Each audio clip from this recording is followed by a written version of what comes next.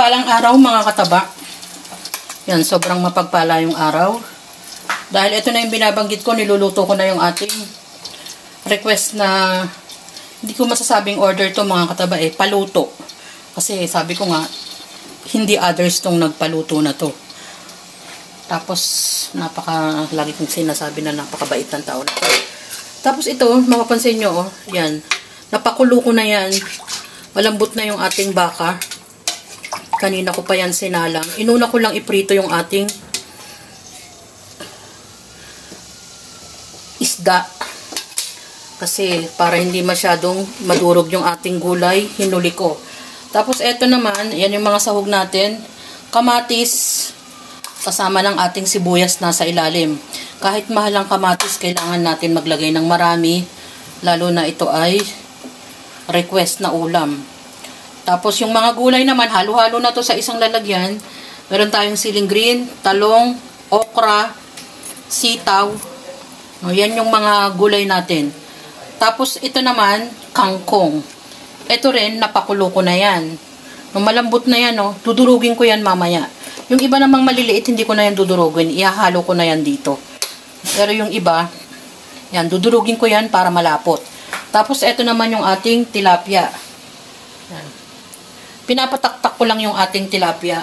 Gawa ng kanyang mantika. Kasi kaluluto lang. Inuurasan ko yung pagluluto para hindi masyadong lumamig yung pagkain.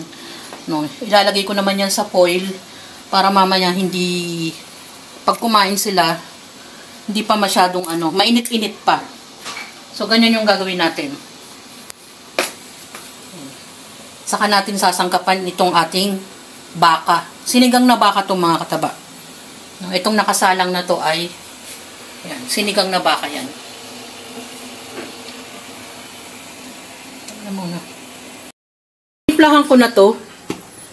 Nilagyan ko na ng asin, pang-asim,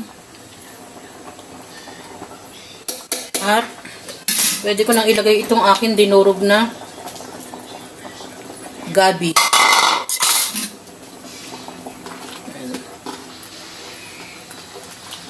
Parang kulang ng sabaw, maya-maya na. Kasi ilalagay ko na yung ating mga gulay. Sabay-sabay na to, ha? Ganyan lang ka.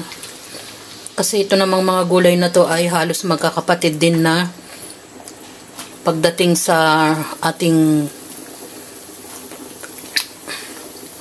texture ng gulay, ma-evaluate natin yung madaling maluto at matagal maluto. Kaya nga huli yung kangkong. At masarap din pag maraming gulay.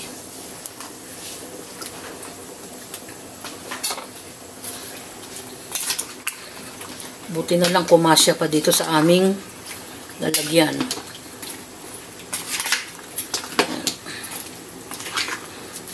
Haluin natin para lumubog yung ating gulay. Ang sarap niyan tingnan mga kataba. Lalo na yung ating gabi unti-unti nang lumalapot. Yan na yung ating in-order mga kataba. Yan na yung request na paluto sa atin ng ating simple lang naman yung isa. Pritong tilapia. Yan. Nilagyan ko na lang ng konting pipino. At yun naman katabi niya ay sinigang na baka. Ayon sa aking mga critic na boys, sulit naman daw. Hindi pala daw, sulit ang ating sinigang na baka. Masarap na masarap dahil pinalambot natin ng pinalambot ang ating baka at kasama ng mga gulay, napakaraming gulay, pampalasa. At ganon din naman ang ating gabi, pampalapot. Yan yung ating in-order, nawa ay masatisfied. Enjoy, kumain at maging masaya. Salamat sa nag-order at muli sana maulit. Wow, parang kanta. Salamat sa panonood at bye! Ingat mga kataba!